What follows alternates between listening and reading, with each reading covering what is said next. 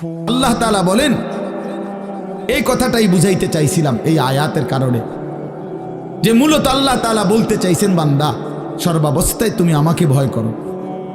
আমার কবর দেখো নাই, ভয় করো। আমার হাসরের ময়দান দেখো নাই, ভয় করো। আমার আযাব দেখো নাই, তবুও ভয় করো। আমার জাহান্নাম দেখো নাই, তবুও ভয় করো। আমার হাসরের বিচারের মাঠ দেখো নাই, তবুও ভয় করো। ফুলসিরাত দেখো নাই, তবুও ভয় করো।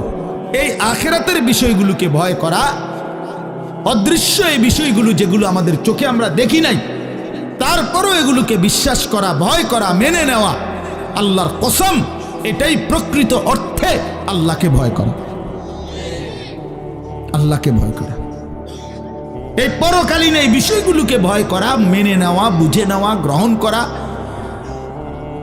এগুলোর আলোকে জীবনকে গড়ে তোলা, এটাকেই বলে আল্লাহকে ভয় করা। আল্লাহ বলেন, ইন্নাল্লাযীনা ইয়াখশাউনা রাব্বাহুম, নিশ্চয়ই যারা না দেখে আল্লাহকে ভয় করে, তার মানে এই কবর, হাসর, আখিরাত, পরকালের এই বিষয়গুলোকে ভয় করে, গুনাহবর্জন করে, আল্লাহর হুকুম পালন করে। আল্লাহ বলেন, আমি ওয়াদা দিলাম, লাহুম মাগফিরাতুম ওয়া আজরুন কাবীর, তাদের জন্য আমি আল্লাহ দুইটা পুরস্কার দেব। এক, তাদের পিছনের জিন্দেগির সমস্ত গুনাহ মাফ করে দেব। দুই, সর্বশ্রেষ্ঠ বিনিময় জান্নাত তাদেরকে দিয়ে দেব। অতএব আল্লাহ তাআলার মেইন কথা এটা, বান্দা কবর, হাসর, আখিরাত, মিজান, ফুলসিরাত ফেলে দিও না। এটারে হাসি ঠাট্টা মনে করো না, রং তামাশা মনে করো না। সামান্য এটুকু জীবন, তুমি থাকতে চাইলেও আমি রাখবো না, না থাকতে চাইলেও আমি রাখবো না। খুব অল্প সময়ের ব্যবধানে তোমাকে আমাকে কবরে নিয়েই যাবে আল্লাহ তাআলা। সেখানে পৌঁছতেই হবে আমাদেরকে হাসরের ময়দানে। এজন্য আল্লাহকে ভয় করা, গুনাহ ছেড়ে দেওয়া, আল্লাহর ইবাদতে লেগে থাকা, এটাই আমাদের জিন্দেগি। ভালো লাগলেও এটা জীবন, ভালো না লাগলেও এটা জীবন। কষ্ট হলেও এটা আমল, কষ্ট না হইলেও এটাই জীবন। যত কষ্টই হোক ফজর পড়তেই হবে, আবার স্বাভাবিক ভালো লাগলেও ফজর পড়তেই হবে। এরকম আর কি, গুনাহ ছাড়তেই হবে, আল্লাহর বন্দেগী করতেই হবে। আল্লাহ বলেন, ওয়া আসিররু কাওলাকুম আবিজহারু বিহি ইন্নাহু আলিমুম বিদাতিস সুদূর। আল্লাহ বলে, বান্দা তুমি যদি আস্তে কথা বলো তাও আমি শুনতে পাই, তুমি যদি জোরে কথা বলো তাও আমি শুনতে পাই। ইন্নাহু আলিমুম বিদাতিস সুদূর, তোমাদের অন্তরের ভিতরের যেই জল্পনা কল্পনা আমি তাও জানি বান্দা। অতএব আমার থেকে তুমি এক সেকেন্ড লুকাইতেও পারবা না, আড়াল করতে পারবা না। জোরে বলো, আস্তে বলো, আর অন্তরে লালন পালন করো, জল্পনা কল্পনা করো, আমার থেকে কোনো কিছু লুকাইবা পারবা না। অতএব আমি সব জানি, কাজে আমি আল্লাহর নাফরমানি কইরো না বান্দা, আটকায় যাবে, কষ্ট পাইবা বান্দা, কষ্ট পাইবা। সর্বশেষ কথা আল্লাহ বলেন, আলা ইয়ালামু মান খালাক ওয়া হুয়াল লতীফুল খবীর। আল্লাহ বলে, বান্দা একটা জিনিস মনে রাখো, যিনি সৃষ্টি করেছেন তিনি জানবে না তার সৃষ্টির সব অবস্থা। এটা কিভাবে হয়? এটা কিভাবে সম্ভব? তো সৃষ্টি তো করেছি আমি আল্লাহ, তো আমি জানবো না আমার বান্দার অবস্থা, তো কে জানবে? কথা বলেন না, জানবে তো কে? তাইলে তো তুমি কার লগে লুকোচুরি করো? মার আড়াল হইলে কি হইছে, মা কি বিচার করবো নি? বাবার আড়ালে করলে কি হইছে, বাবা তো বিচার করবে না, বিচার তো করবো আমি আল্লাহ। তুমি আমার থেকে না আড়াল করবা, তুমি আমারে না লুকাইবা, আমার থেকে লুকাইবা কেমনে বান্দা? তুমি দুনিয়ার কেউ দেখলো না, তো কি হইছে, দেখলেই কি না দেখলেই কি? ওয়া হুয়াল লতীফুল খবীর, আল্লাহই একমাত্র সূক্ষ্ম থেকে সূক্ষ্ম, বিন্দু থেকে বিন্দু বিষয় জানেন, পুরা সৃষ্টির সমস্ত বিষয়ের পূর্ণ খবর রাখেন। যে সবচেয়ে বড় সাম্রাজ্যবাদ তাদেরই ছিল, মানে অর্থাৎ সবচেয়ে বড় অঞ্চল নিয়ে শাসন পরিচালনা করত ব্রিটিশ। একসময় পৃথিবীর অগণিত অঞ্চল ওদের অধীনে ছিল,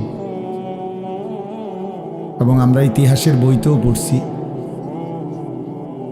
ব্রিটিশ ইংল্যান্ড থেকে দাবি করত ব্রিটিশরা যে আমাদের রাজত্বে কখনো সূর্য ডুবে না, আমাদের রাজত্বে কখনো সূর্য ডুবে না। মানে হলো পৃথিবীর যেই অঞ্চলে সূর্য ডোবে আরেক জায়গায় সাথে সাথে সূর্য ওঠে। পৃথিবীতে একই মুহূর্তে সবটা জায়গা রাত না, এখন কোথাও দিন আছে। তো যদিও একদিকে সূর্য ডুবে গেছে আরেকদিকে সূর্য উঠে, তো তারা বুঝাইতে চাইতো যেখানে সূর্য ডোবে ওইটাও ব্রিটিশের রাজত্ব, যেখানে সূর্য উঠছে ওইটাও ব্রিটিশেরও রাজত্ব, এরকম ছিল। ফলে ব্রিটিশের রাজত্বে সূর্য ডোবে না, অর্থাৎ সারাক্ষণ পৃথিবীর এত বেশি অঞ্চলে, এত বড় অঞ্চলে ব্রিটিশের রাজত্ব ছিল যে পুরো অন্ধকার ব্রিটিশের রাজত্বের সবটা মিলাইয়া হতো না, একদিকে না একদিকে আলো থাকত, এত বড় এরিয়া।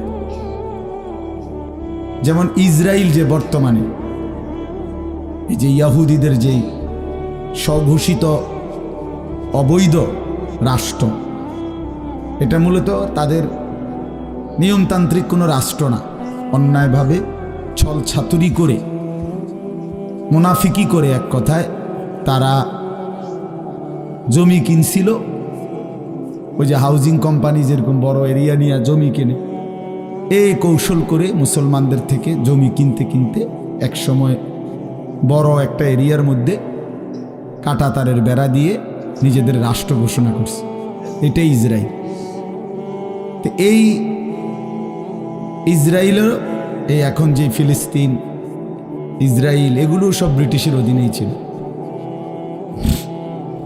তো ইসরায়েলের বর্তমান যে রাজধানী তেল আবিব, যেখানে পৃথিবীর সমস্ত ষড়যন্ত্র, গোটা পৃথিবীর সমস্ত শয়তানি পরিকল্পনা যেখানে হয়, ওইটা হইল ওই জায়গা তেল আবিব।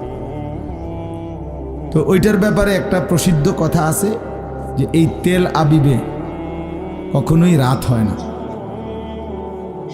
মানে কি? মানে হলো এখানে 24 ঘন্টায় কাজ চলে, কোনো না কোনো অফিস কার্যক্রম রাতের আন্ধারেও সমানতালে চলে।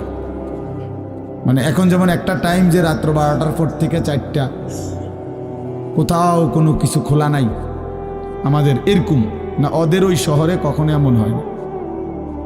সারা রাতই কোনো না কোনো কাজ চলতেছে। এই জন্য তারা এটারে বলে যে আমাদের নগরীতে কখনো রাত হয় না। যাই হোক, আমার বলার উদ্দেশ্য হলো এই কথা বোঝানো, এই বিশাল সাম্রাজ্য ব্রিটিশের ছিল। তো এর মধ্যে আমাদের এই ভারতীয় উপমহাদেশটাও ব্রিটিশের অধীনে ছিল 190 বছর, 1757 থেকে 1947 পর্যন্ত। 1757 থেকে 1857, 100 বছর। 1857 থেকে 1957 হইলে হয়তো আরো 100 বছর। তার 10 বছর আগে ব্রিটিশ পরাজিত হয়েছে 1947। সেই হিসাবে এখানে 90 বছর আর আগে 100 বছর, এই 190 বছর।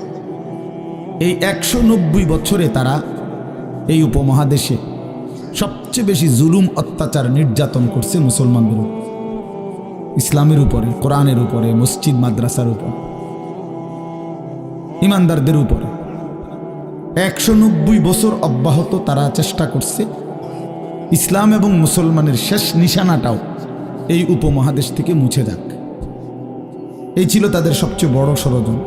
তোমরা যারা এই মোবাইল নিয়ে ব্যস্ত, এই হাতে যাদের মোবাইল, তোমার জিন্দিগিটাই ফালতু কাজেই যাইবে, মনে রাখো।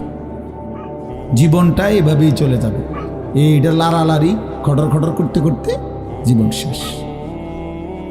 এই এক অসভ্যতা যারে পাইছে সে শেষ, তার জীবনের সব কিছু এই মোবাইল, এটা ঠিক করতে করতে, এটা লড়াইতে লড়াইতে শেষ জীবন। আর কোনো পৃথিবীর কোনো উন্নয়ন, মানবতার কোনো কল্যাণ, আখেরাতের কোনো পুঁজি কিছুই আর তার দ্বারা হয়। এই অপদার্থ সারাক্ষণ এই এক ফালতু জিনিস নিয়েই ব্যস্ত থাকবে। দেখবে যেই সমস্ত ছেলে সারাক্ষণ মোবাইল চালায় না, এদের জিন্দিগিটাই মোবাইলের সাথে বন্দি, এক ধরনের মাতালের মতো, প্রতিবন্ধীর মতো। পৃথিবীর কোনো আলো, বাতাস, রোদ, বৃষ্টি, পৃথিবীর উত্থান পতন ইত্যাদি কোনো কিছুতে হের কোনো চিন্তা নাই। হের চিন্তা একটাই, আমার মোবাইল, আমার।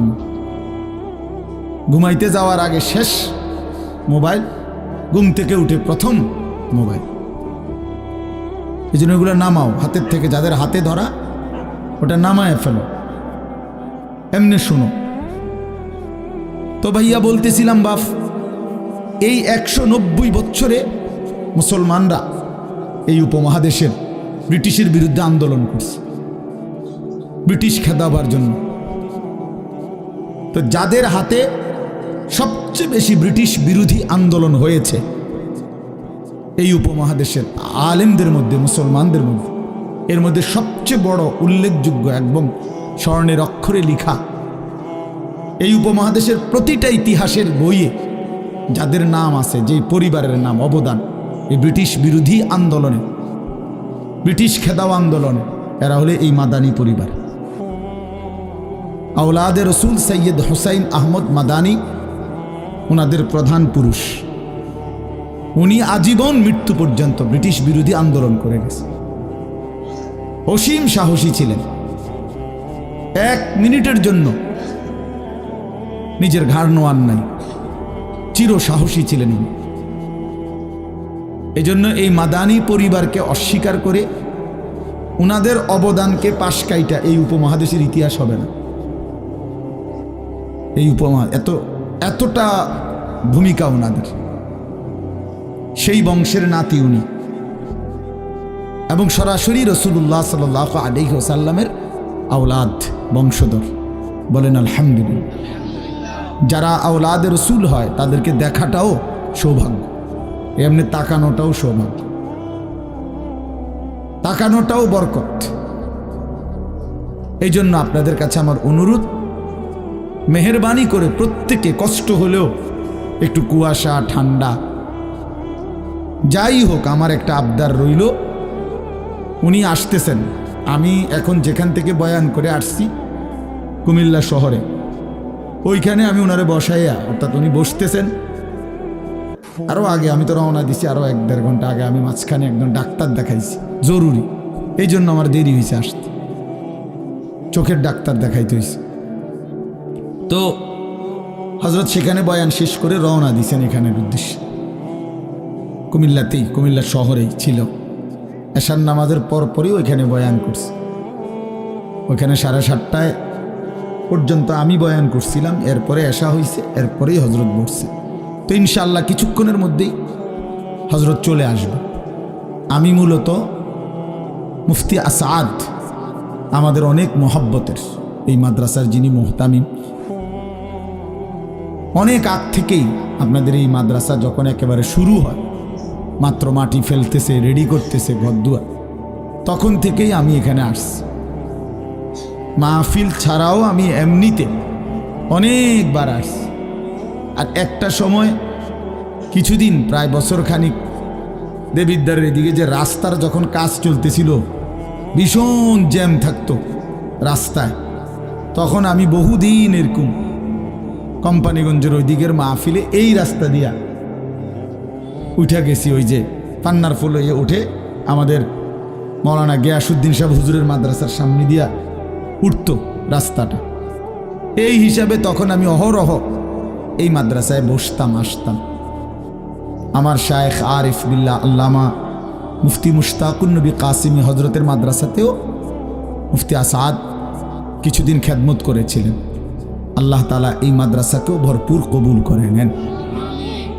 কোরআনুল কারীমের 3টা আয়াত আপনাদের সামনে পড়েছি। এই অল্প একটু সময় আপনাদের সামনে আমি সামান্য 2-4টা কথা বলতে চাই। এই 3টা আয়াতের তর্জমা সূরা মুলকের 12, 13, 14 এই 3টি আয়াত পড়ছি। একটা জিনিস শুধু আগে বোঝেন, আল্লাহ পাক রব্বুল আলামিন কবর, হাসর, আখিরাত, মিজান, ফুলসেরাত, জান্নাত, জাহান্নাম, এই পরকালের বিষয়গুলো নিয়ে কোরআন এবং সুন্নাহর মধ্যে বিস্তারিত আলোচনা করেছেন। এত বেশি আলোচনা করছেন যে এটা অস্বীকার করার কোনো যৌক্তিকতা নেই। সাথে সাথে আদম আলাইহিস সালাম থেকে নিয়ে আমাদের নবী সাল্লাল্লাহু আলাইহি ওয়াসাল্লাম পর্যন্ত এই ১৬ লক্ষ নবী এবং রসুল কিংবা তার চাইতে বেশি কম, সমস্ত নবী এবং রসুল আখিরাতের এই বিষয়গুলো নিয়ে প্রত্যেক জামানার মানুষদেরকে ওয়াহির ভিত্তিতে আল্লাহ তাআলার পক্ষ থেকে আসমানি ইলমের ভিত্তিতে ওনারা নিজ নিজ উম্মতকে এগুলা বলেছেন। এই কবর, হাসর, মিজান, ফুলসেরাত, জান্নাত, জাহান্নাম, পরকালের শাস্তি, পরকালের শান্তি, জান্নাতের নেয়ামত, জাহান্নামের আযাব, কবরের সুখ, কবরের দুঃখ, এই বিষয়গুলো এত বেশি হাদিস, এত বেশি কোরআনের এবং সুন্নাহর আয়াত, এত লক্ষ নবী এবং রসুলের এবং তার পরবর্তী সর্বযুগের উম্মতের সাহাবা, তাবিঈ, উলামা, আউলিয়া এত বিপুল সংখ্যক বর্ণনা করেছেন। আল্লাহ তাআলা সমস্ত আসমানি কিতাবে নাজিল করেছেন, নবী রসুলদের মাধ্যমে বলেছেন। কাজেই এটা যদিও আমরা চোখে দেখি না, কিন্তু এটা অস্বীকার করার কোনো যুক্তি নেই, কোনো যুক্তি নেই। একটা মানুষের স্বাভাবিক যুক্তি হলো মানুষ চোখে না দেখলেও অনেক কিছু বিশ্বাস করে, সব কিছুই চোখে দেখতে হয়, এটা জরুরি না। একবার আমরা আমাদের উস্তাদদের কাছে শুনছিলাম ছাত্র জীবনে, এক আল্লাহওয়ালা বুজুর্গ, ওনার কাছে একজন লোক চালাক, একটু পণ্ডিত কিসিমের লোক। তো উনি বলতেছে, হুজুর যেহেতু আল্লাহকে দেখি না, অতএব বিশ্বাসও করি না, যেটা দেখি না এটা বিশ্বাস করব কেন? তখন হুজুর ওনার হাতে তখন ওই মাটির ঢিলা, আগে যে ঢিলা ব্যবহার করতো টয়লেট পেপারের আগে, তো মাটির ঢিলা ছিল। তো উনি এটা তার কপাল বরাবর এমনি মারছে, ফিক্কা মারছে আর কি, ফিক্কা মারছে। আর এই লোক রাগ হইয়া বলতেছে, হুজুর এটা কি করলেন, আমারে ঢিল মারলেন কেন? যুক্তি দিয়া না পাইরা এখন ঢিল মারলেন। হুজুর বললেন, এত অসুবিধা কি হয়েছে? দেখছো নি অসুবিধা কি হয়েছে বলে? একে তো ঢিল মারলেন, আবার কোন অসুবিধা কি হয়েছে? আমি ব্যথা পাইছি না। তো হুজুর বলছে, না, ও আচ্ছা ভাইয়া, দয়া করে আপনি যে ব্যথাটা পাইছেন এটা যদি আমার একটু হাতে নিয়ে দেখাইতেন, ব্যথাটা কিরকম, কেমন ব্যথাটা পাইলেন, বিষয়টা বুঝতে আমার একটু সুবিধা হইতো। আমি তো আসলে কখনোই ব্যথা দেখি নাই, এই জন্য ব্যথা পায় মানুষ এই কথাটা আমার জানা নাই, এটা যদি একটু দেখাই দিতেন, বুঝাইতেন। তখন ওই লোক বলতেছে, এই জন্যই তো আপনার ঘরে বেকুব কয় হুজুরের। মিয়া, ব্যথা কি দেখানো যায়? ব্যথা তো এমনি বুঝে নিতে হয়। এই হুজুর তখন বলতেছে, আল্লাহকেও দেখানো যায় না, এমনি বুঝে নিতে হয়। আল্লাহকে কি করতে হয়? বুঝে নিতে হয়। এই লোক তো চিন্তা করছে, ধরা তো খাইয়ে নিলাম, আমার কথাতেই তো আমি কি খাইয়ে লাইছি, ধরা খাইয়া ফেলছি। তখন সে বলছে, রাখেন রাখেন, আমার কপালটা একটু হাত দিয়ে দেখেন, একটু ফুললে গেছে, এইটাই প্রমাণ করে, একটা চিহ্ন ফুলে গেছে একটু, যে আমি ব্যথা পাইছি। কাজে এই কপালের এই ফুলাটা প্রমাণ করে আমি ব্যথা পাইছি, এটা একটা চিহ্ন। তখন তিনি বললেন, চারিদিকের এই কোটি কোটি আসমান ও জমিনের চন্দ্র, সূর্য, আলো, বাতাস, রোদ, বৃষ্টি, গাছ, ফল, ফুল, এই সব কিছু প্রমাণ করে মহান আল্লাহ আছেন। সানুরিহিম আয়াতিনা ফিল আফাক ওয়া ফি আনফুসিহিম, আল্লাহ বলেন আমার কুদরতের নিদর্শন আমি দিক দিগন্তে ছড়িয়ে দিয়েছি, এমনকি তোমাদের নিজ শরীরেও, চারিদিকেও তোমার মাঝেও, চারিদিকেও আমি, তোমার মাঝেও আমি। তুমি যেদিকেই দেখবা, হাত্তা ইয়াতাবায়্যানা, এটাই স্পষ্ট হবে, আন্নাহুল হক, আল্লাহই সত্য, আল্লাহই আছেন, আল্লাহই সঠিক। সুবহানাল্লাহ। তো এই জন্য বললাম, এটা বাস্তবতা যে আল্লাহ পাককে না দেখে ভয় করতে হয়, বিশ্বাস করতে হয়। কবর, হাসর, মিজান, ফুলসেরাত, আখিরাতের এই বিষয়গুলো আল্লাহ এবং রসুল যা বলেছেন তা না দেখেই বিশ্বাস করা, এটা যুক্তির দাবি, বিবেকের দাবি, ইনসাফের দাবি, বাস্তবতারও দাবি। আরও একটা বিষয় হলো, মহান আল্লাহ পাক রব্বুল আলামিন কোরআনুল কারীমের মধ্যে দুনিয়াবি বিষয়ে যত কথা বলছেন এবং আমাদের প্রিয় নবী সাল্লাল্লাহু আলাইহি ওয়াসাল্লাম দুনিয়াবি ব্যাপারে যত কথা বলছেন তার সবটাই 100 সঠিক। এটা যৌক্তিকভাবে বাস্তবতার দৃষ্টিতে প্রমাণিত।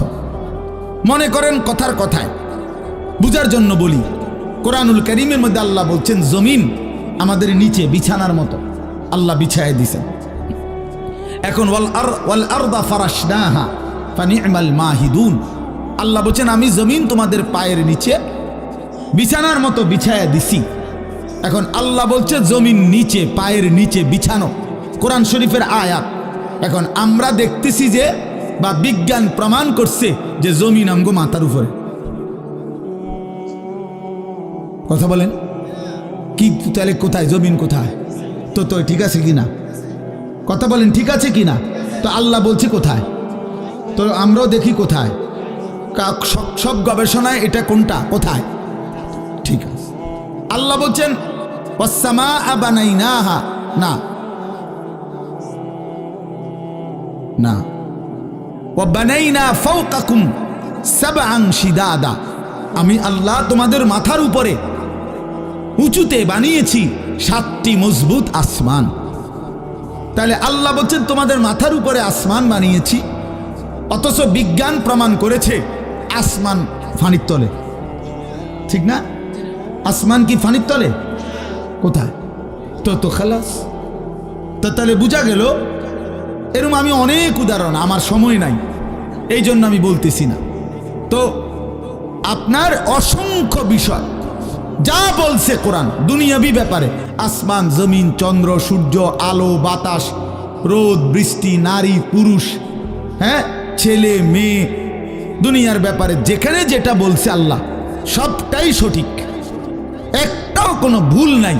তাহলে যেই মহান আল্লাহ এবং তার রসুলের কথা দুনিয়াবি ব্যাপারে সব সঠিক হলো, প্রমাণিত হলো, অতএব এটাই প্রমাণ করে আখিরাতের বিষয়ে ওনারা যা বলছেন সেটাও সঠিক। ওই দেখেন, ওই দেখেন ইয়াহিয়া, দেখো ওই দেখো, ওই যে ওই দেখো, ওই অপদার্থ বসে বসে বুট খায় আর ওর মোবাইল দেখে, আর ওইটা দেখছেন, দেখছেন? এই হলো মুসলমানের বাচ্চা, যাদের জিন্দিগি তারা এভাবে বানায় নিছে যে পৃথিবীর কোনো ভদ্রতা তাদের দরকার নেই। আমি এটাই বলতে চাইছি, আমাদের সন্তানদের অসভ্যতা এখানে গিয়ে পড়ছে যে মানে কোনো ভদ্রতা, ইনসানিয়ত বলতে, ভদ্রতা বলতে কিছু আর দরকার না। আমি আর আমার মোবাইল, হুজুর তোর আব্বাও যদি মানা করে আমি মোবাইল টিপব, হুজুরের বাপও যদি কয়, কাবা শরীফের ইমাম কক আর মুয়াজ্জিনে কক, আমার মোবাইল আমি টিপব। হ্যাঁ আমি এটা চাই, তুই এইটা ছাড়া আমার জিন্দিগি চলবে না। আমি মোবাইল ছাড়া থাকতে পারতাম না, প্রয়োজনে আমার হাত খুললে রাখ কেন। হায় হায়, হ্যাঁ সাংঘাতিক বিষয় এটা, এটা অধপতনের চূড়ান্ত সীমা। আপনারা জানেন না, আপনাদের এই জেনারেশন শেষ পর্যন্ত ফকির হবে, একদিন জীবন যৌবন শরীর স্বাস্থ্য সব হারাইয়া পথের কাঙ্গাল হয়ে দাঁড়াবে।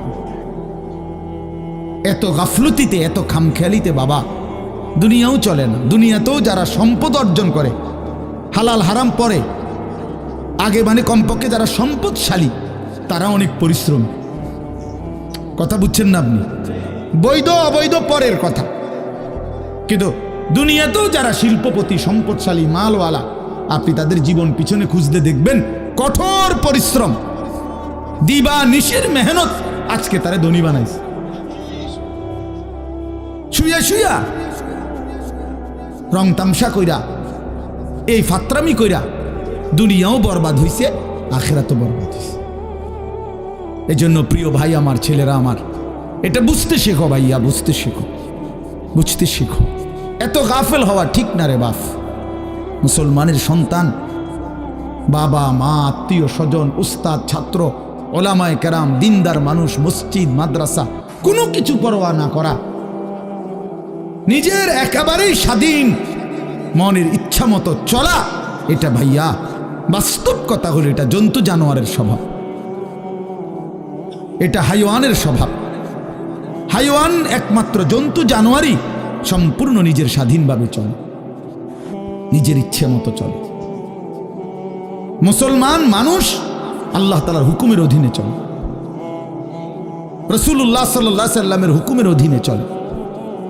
এতটুকু যদি আমরা না বুঝি তো জীবনের সার্থকতা কি? মানুষ হয়ে লাভ কি? মুসলমান হয়ে লাভ কি? আল্লাহ আমাদেরকে বুঝ দান করেন। তো বলতেছিলাম, আমার কথা আমি শেষ করতেছি। আল্লাহ তাআলা বলেন, এই কথাটাই বুঝাইতে চাইছিলাম এই আয়াতের কারণে, যে মূলত আল্লাহ তাআলা বলতে চাইছেন, বান্দা সর্বাবস্থায় তুমি আমাকে ভয় করো। আমার কবর দেখো নাই, ভয় করো। আমার হাসরের ময়দান দেখো নাই, ভয় করো। আমার আযাব দেখো নাই, তবুও ভয় করো। আমার জাহান্নাম দেখো নাই, তবুও ভয় করো। আমার হাসরের বিচারের মাঠ দেখো নাই, তবুও ভয় করো। ফুলসিরাত দেখো নাই, তবুও ভয় করো। এই আখিরাতের বিষয়গুলোকে ভয় করা, অদৃশ্য এই বিষয়গুলো যেগুলো আমাদের চোখে আমরা দেখি নাই, তারপরও এগুলোকে বিশ্বাস করা, ভয় করা, মেনে নেওয়া, আল্লাহর কসম এটাই প্রকৃত অর্থে আল্লাহকে ভয় করা। আল্লাহকে ভয় করা, এই পরকালীন এই বিষয়গুলোকে ভয় করা, মেনে নেওয়া, বুঝে নেওয়া, গ্রহণ করা,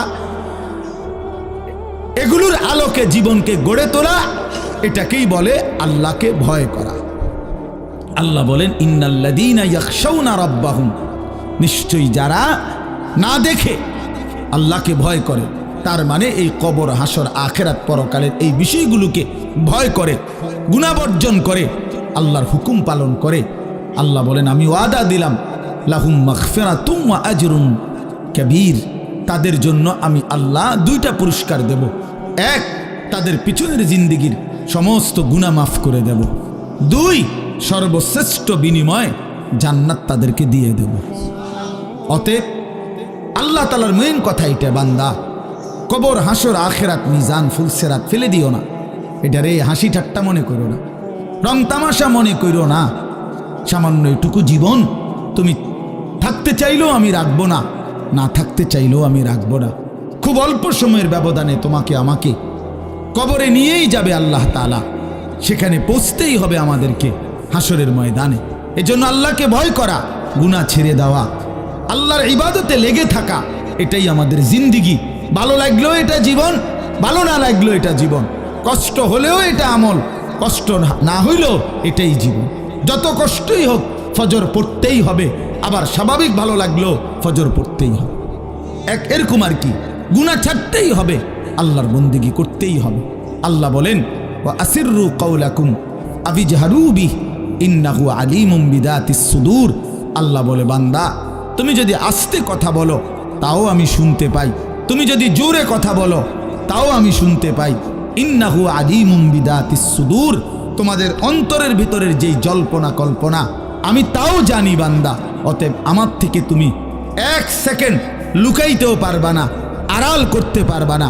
জোরে বলো, আস্তে বলো, আর অন্তরে লালন পালন করো, জল্পনা কল্পনা করো, আমার থেকে কোনো কিছু লুকাইবা পারবা না।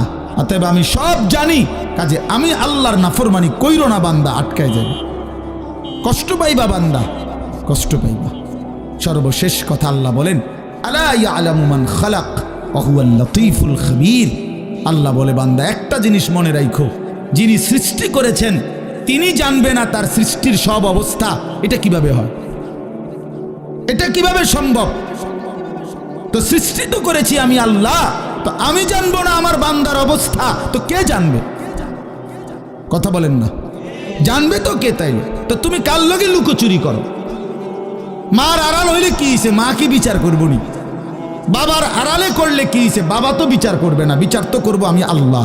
তুমি আমার থেকে না আড়াল করবা, তুমি আমারে না লুকাইবা, আমার থেকে লুকাইবা কেমনে বান্দা? তুমি দুনিয়ার কেউ দেখলো না তো কি হইছে, দেখলেই কি, না দেখলেই কি? ওয়া হুয়াল লতীফুল খবীর, আল্লাহই একমাত্র সূক্ষ্ম থেকে সূক্ষ্ম, বিন্দু থেকে বিন্দু বিষয় জানেন, পুরা সৃষ্টির সমস্ত বিষয়ের পূর্ণ খবর রাখেন। আল্লাহ তাআলা জুলুম করে না। ইন্নাল্লাহা লা ইয়াজলিমু মিসকালা যাররা, নিশ্চয়ই আল্লাহ তাআলা এক বিন্দু জুলুম করে না। মনে করেন আমারে আল্লাহ বলছে রুকু দিতাম, এখন আমার কোমরে বাঁকা হয়, তাইলে আমি বলতাম যে আপনি আমার দেখতেছেন আমার কোমরটাই ভাঙে, আপনি আমারে রুকু করতে বললেন, এটা তো জুলুম করলেন। এখন কি বিষয়টা এমন? কথা বলেন না কেন? আমারে আপনি সেজদা দিতে বললেন, আমি তো নিচের দিকেই যাইতে পারি না, আমারে বানাইলেন তাল গাছ, আমারে বললেন সেজদা দিতে, তাইলে না এটা জুলুম হইতো। কিন্তু আমার আপনার শরীরের মধ্যে এই যে কনুই ভাঙ্গে, হাঁটু ভাঙ্গে, কোমর ভাঙ্গে, বাঁকা হয়, এটা কেন দিলেন? তো আল্লাহ তাআলা সেজদা করার যোগ্যতা দিলেন। তার একটি বিধান বলেন, একটি, ওযু, গোসল, নামাজ, রোজা, হজ, যাকাত, জিকির, তেলাওয়াত, দান, সাদাকা, গুনাহ থেকে বাঁচা, হারাম থেকে বাঁচা, চুরি, ডাকাতি, জিনা, ব্যভিচার, মদ, জুয়া, সুদ, ঘুষ, অশ্লীলতা, বেহায়াপনা থেকে ফিরে আসা, কোনটার যোগ্যতা আমার শরীরের মধ্যে নাই? যে আমার চোখটার এমন অবস্থা যে আমি যদি কোনো বেডির দিকে চাই তা আর নামাই পারি না, এমন তো তোর সমস্যা কি? এমন যদি হইতো হুজুর আমি একবার যদি চোখ উঠাই কবে 30 মিনিটের কবে আপনি তাইলে না, এটা বড় অসুবিধা হইতে বলেন। তাহলে আমরা যদি উপরের দিকে তাকাইতে পারি তো নিচের দিকে চোখ নামাইতে পারি না? পারি কি না বলেন না? তো তোর সমস্যা কি? সমস্যাটা কোথায়? সুদ আল্লাহ নিষেধ করছেন, তো ব্যবসা কি আল্লাহ হালাল করে নাই? তো ভিন নারী দেখতে কি নিষেধ করছেন, তো একজন পবিত্র স্ত্রী গ্রহণ করতে কি অনুমতি দেয় নাই? তো সমস্যা কোথায় বলেন? অর্থাৎ আল্লাহ তাআলা বলেন, বান্দা আমি একটি হুকুম এমন দেই নাই যা তোমার শরীরের সাথে মানানসই নয়, এমন হয় না। তুমি শতভাগ পারবা, এই যোগ্যতা দিয়েই আমি আল্লাহ তোমার দেহ বানিয়েছি। ফিতরাতাল্লাহিল্লাতী ফাতারান নাস আলাইহা। 2 নম্বরে আল্লাহ বলেন, ইন্না হাদাইনাহুস সাবিলা। এটার মধ্যে 2টা, 2 এবং 3। আল্লাহ তাআলা বলেন, তোমারে আমাকে মানবার যোগ্যতা সম্পন্ন একটি শরীর যেমন দিয়েছি, এবার আমি আল্লাহ দ্বিতীয় এবং তৃতীয় 2টা ব্যবস্থা করছি। একটা হলো তোমারে বুঝাইবার জন্য 24 ঘন্টা আমি আল্লাহ এক জামানা নবী রাসূল, এরপরে নবী রাসূলদের পরবর্তীতে ওলামায়ে কেরাম সর্বযুগে তোমার সামনে রাখছি, যারা তোমার আখিরাতের রাস্তা, পরীক্ষায় উত্তীর্ণের রাস্তা, জান্নাতের রাস্তা বুঝায় দিবে, বলে দিবে এমন উপযুক্ত রাহবার, পথ প্রদর্শক, এমন উপযুক্ত আলেমে দ্বীন আমি আল্লাহ তোমার জন্য রেখেছি। বলেন, এখানে একজন বয়স্ক লোক বলেন, আজ থেকে 30 বছর আগে, 50 বছর আগে আপনি শুনছেন যে 1 বছর এরম হয়েছে, সকালে উঠতে মানুষে দেখছে যে দেশে কোনো হুজুর নাই? 1990 সালে এরকম একবার হয়েছে, কেন কথা বলেন? 1986 সালে একবার এরকম হয়েছে নাকি? এমন ঘটনা ঘটছে কখনো? না, ঘটে না। এমন ঘটনা ঘটে নাই। আল্লাহ তাআলা তার জমিনে তার প্রতিটি বান্দাকে বুঝাবার জন্য উপযুক্ত আলেমে দ্বীন এই জমিনের মধ্যে রেখেছেন। 3 নাম্বার হলো আল্লাহ তাআলা বলেন, আমি বুঝবার জন্য তোমার সামনে 24 ঘন্টা সর্বসময় আমার আসমানি কিতাব কোরআন তোমার সামনে রেখেছি। তাইলে তোমারে মানবার মতো যোগ্যতা সম্পন্ন একটা শরীর দিছি, তোমারে বুঝাইয়া বলার জন্য নবী রাসূল এবং ওলামায়ে কেরাম দিয়েছি, তোমারে বুঝবার জন্য কিতাব দিয়েছি, এরপরেও বান্দা কেন পারলাম? কি উত্তর দিবেন তখন? বলেন ভাই, বলেন বাপ, কি জবাব হবে তখন আমাদের? আমরা কি বলবো তখন? 2টা প্রশ্ন আল্লাহ এবং রাসূল হাসরের ময়দানে করবে। একটা হলো দুনিয়াতেই করছে আল্লাহ, কোরআনে আছে, ফাবি আইয়ি হাদিসিন বাদাহু ইউমিনুন। আমি নিয়মিত বলি এই কথাটা, কোরআন শরীফে আছে, আল্লাহ বলছেন, বান্দা আমি 23 বছরে 30 পারা কোরআন নাজিল করেছি। আমি আল্লাহ আমার সর্বশ্রেষ্ঠ কালাম তোমাদের জন্য দিয়েছিলাম। আমি এক একটা কথা বান্দা বারবার এই কোরআনের মধ্যে বলছি, আকিমুসসালাহ, আকিমুসসালাহ, আকিমুসসালাহ, আকিমুসসালাম। বান্দা তুমি জানো আমি 80 বারের চাইতে বেশি তোমারে বলছি নামাজ পড়ো, নামাজ পড়ো, নামাজ পড়ো, নামাজ পড়ো। এত শ্রেষ্ঠতম কিতাব বললাম, 30 পারা কোরআন দিলাম, এতবার বললাম। আল্লাহ জানতে চাইছে কোরআনে, বান্দা এরপরে আর কোন কথা বললে, এর চাইতে দামি আর কোন কিতাব দিলে তুই নাফরমান আমার কথা মানবি? এই বেনামাজি বেঈমান, আর কোন আল্লাহ বললে, আর কতবার বললে কোরআনের চাইতে দামি আর কোন কিতাব নাজিল করলে তুই নাফরমান সেজদা দিতি? বলেন, আল্লাহ জানতে চেয়েছে যে আমি আর কি বললে, আমি আর কেমনে বললে বান্দা, আমি আর কতবার বললে বান্দা আমারে মানতা। হায় ওফ,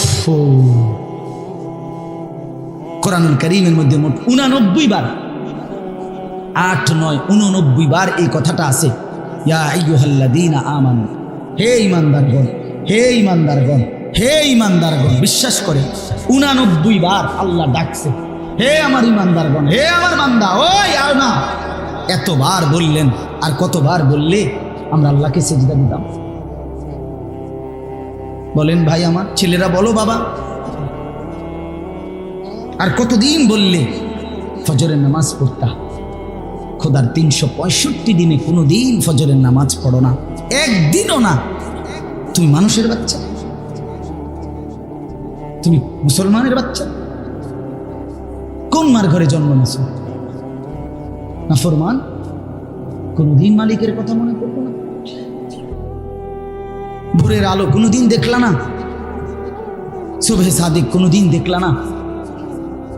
কোনোদিন ভোরের আলো দেখলা না? আহ, এ কেমন হয় মানুষ মুসলমান? ওই যে দেখেন, ওই অপদার্থ দেখেন, দেখছেন? হ্যাঁ, এটাই জিন্দেগি।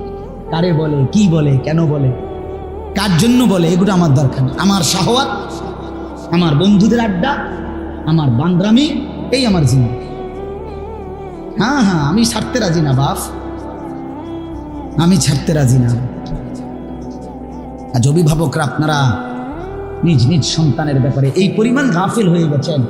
সবাই বিল্ডিং দেখায়, বিল্ডিং, হুজুর ঘর ইয়ান করছি, কিন্তু দোয়া করে দেন। কিতা দোয়া করতো? বিল্ডিং এর আবার দোয়া কিতা? বলেন, ইট বালুর কি দোয়া? এটা কিতা দোয়া করতো? হ্যাঁ, মোটরসাইকেল কিনছি হুজুর, কিন্তু দোয়া করে দেন। মোটরসাইকেলের দোয়া, প্রাইভেট কারের দোয়া, প্রাইভেট কারের বইয়ে ভিতরে বইয়ে দোয়া করলেন, যাইতে ভিতরে দিতে হুজুরের ভিতরে বই কিন্তু দোয়া করে। কি দোয়া করতো বেটা? হায় হায়, ছাদ ডালাই আজকে দোয়া করে দেন, আজকে ছাদ ডালাই। এই খাট পালং আর সোফা ফার্নিচারের জন্য দোয়া চাইলেন, এই সন্তানটা নষ্ট হয়ে যাচ্ছে, তার জন্য কিছু বললেন না। ছেলেটা এক ওয়াক্ত নামাজ পড়ে না, মেয়েটা কোনোদিন পর্দা করে না, স্ত্রী পর্দা করে না, ঘরে প্রতিদিন রঙিন টেলিভিশন চলতেছে, স্ত্রী, ছেলে মেয়ে, নাতি নাতনি প্রতিদিন নাচ গান নর্তকীর ছবি দেখতেছে, হিন্দি সিরিয়াল দেখতেছে। আহ, এদের জন্য কোনো কান্নাকাটি নাই? প্রত্যেক রুমে রুমে ছেলে মেয়ে, প্রত্যেকের হাতে হাতে একটা একটা মোবাইল, সারা রাত উলঙ্গ ছবি দেখতেছে। কার জন্য ছাদ ডালা দিতেছেন? এই নাফরমানের জন্য? এই সোফা কার জন্য বানাইলেন? এই খাট কার জন্য বানাইলেন? এই হাইওয়ানদের জন্য যারা একটা সেজদা দেয় না, সারা রাত উলঙ্গ ছবি দেখে, কোনদিন ফজরের নামাজ পড়ে না, যে এই হাইওয়ান, এই চতুষ্পদ জন্তুর জন্য ঘর বানাইলেন? আফসুসের ব্যাপার, আফসুস। আমার রীতিমতো আশ্চর্য লাগে এটা। নিজেরা চলতে ফিরতে তো দেখি এটা, কি পরিমাণ বিরক্ত হই মাঝে মাঝে। কি কয় কয় ঘরের লেগে দোয়া করতো, বিল্ডিং এর লেগে দোয়া, ছাদের লেগে, প্রাইভেট কারের লেগে, মোটর সাইকেল, প্রায় তো আমার ঘরে জ্বালাতন করে, বুঝছেন না কথা, এগুলোর লেগে। সেদিন বাংলাদেশের একজন বড় বুজুর্গ আলেম আছে, হযরত মাওলানা আবুল বাশার মোহাম্মদ সাইফুল ইসলাম, অনেক বড় আল্লাহওয়ালা একজন আলেম। নিয়ে একটা সুন্দর কথা বলছে, যে বলছে, হে ব্যবসায়ী ভাই, তোমার ব্যবসার বরকতের জন্য, ব্যবসার লাভের জন্য তাবিজ তালাশ করতে কত হুজুরের কাছে গেলা, একটা তাবিজ দেন হুজুর, কিছু একটা ঝুলাইয়া রাখতাম দোকানে, যাতে করে ব্যবসায় রুটি রুজিতে বরকত হয়। কিন্তু ব্যবসাটা হালাল না হারাম, আমার এই পদ্ধতিটা হুজুর, এটা জানবার জন্য কোনো আলেমের কাছে একবারও গেলা না? বুঝেন নাই কথা? তাবিজের লেগে তো অনেকবার গেলাম, কিন্তু হালাল হারামের জন্য। হ্যাঁ, কোম্পানির মাল বেচছে 6 মাস, এখন কই আপনি? এখন কোম্পানি কি দিছে? বিশেষ অফার দিছে, 60 জন 70 জন নারী পুরুষ সবাই মিল্লা ট্যুরে গেছে, বাহ কোম্পানির থেকে দিছে, উনি কোম্পানির থেকে বেড়া বেড়ির লগে ঘুরতেছেন, এটা শরীয়ত সম্মত? এটা জিগাইলেন না কাউকে?